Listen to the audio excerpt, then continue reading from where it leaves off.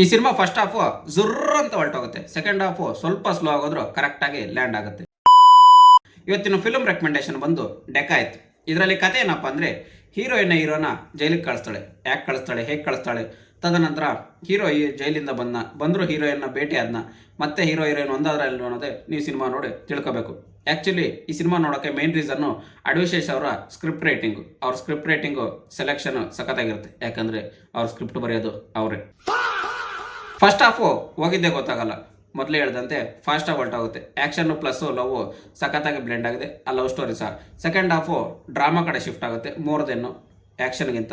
ಹಾಗೆ ಈ cinema technically solid ಅಂತ ಹೇಳ್ಬೋದು. ಈ ಸಿನಿಮಾದಲ್ಲಿ ಜಾಸ್ತಿ ಇಷ್ಟ ಆಗಿದ್ದು ಅಂದರೆ ಆ ಎಡಿಟ್ ಪ್ಯಾಟ್ರನ್ ಒಂದಷ್ಟು ಸಖತ್ತಾಗಿತ್ತು.